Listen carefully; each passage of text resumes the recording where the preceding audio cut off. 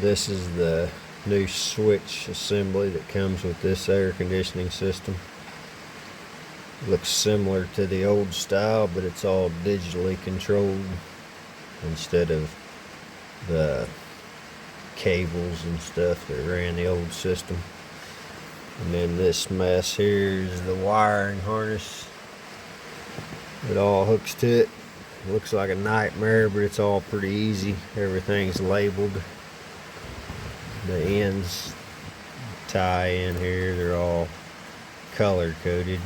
That green dot on there, and there's a red dot for there's the green one for there. But they're all color coded. You just run your wiring up through the hole here, and then this assembly just goes right in there, and everything hooks back together. They got some little orange wires on the back of here. It's for your lighting, for your back lighting. And then the old back lighting was just this bulb right here. And what I did was I cut it off of there and stripped those wires back. And I'll put those wires onto those little orange wires there. That way you can dim the lights just like the rest of the dash lights will dim. The lights in this thing will dim at the same time.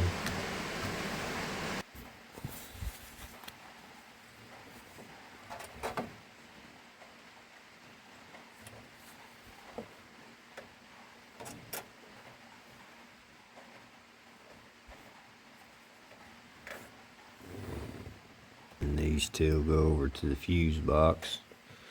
All those are just plug-in connections. And then those go over to the main unit under the dash. One runs outside there to the valve on the firewall.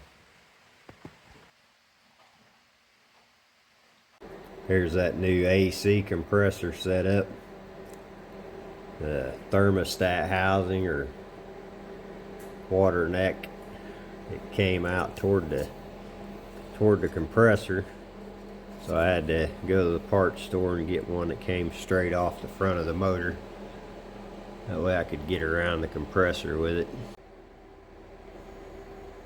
Here's the duct work they use to deliver the heating and air off of this unit to your dash ports.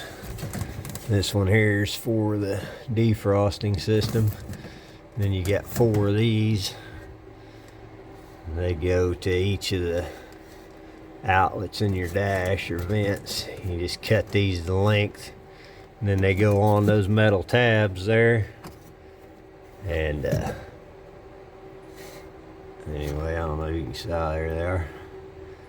Anyway, once you pop them up on them metal tabs, they won't come off without ripping them or working with them to get them off. And here's the back of the dash where they sell those little deals that clip on there. That's how they run the ductwork for it. And then got 3 hoses that run from the compressor to the evaporator and condenser. And this little valve here that all your antifreeze goes through. So get those AC lines crimped and put on, and put my antifreeze lines onto this valve here. Kind of shuts the cold or the heat off or whatever it does there, regulates the flow of antifreeze into that box. Put a belt on that, and it'll be time to charge it up. When you get ready to crimp your ends on your air conditioning lines, a lot of times you can go into a local parts store after you get your measurements on them, how you want them, and cut them to length, and they can crimp them on for you. If you don't have any luck with that, I went online about a year ago and bought this because I couldn't find anybody around here that would crimp it for me. So the last truck I done, I used this on it. Worked out pretty slick.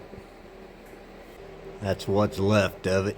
Get those lines crimped up and get the valve on it. In the meantime, I need to get back to doing some body work on those fenders and get those fenders and doors hung on here and get this thing ready to paint.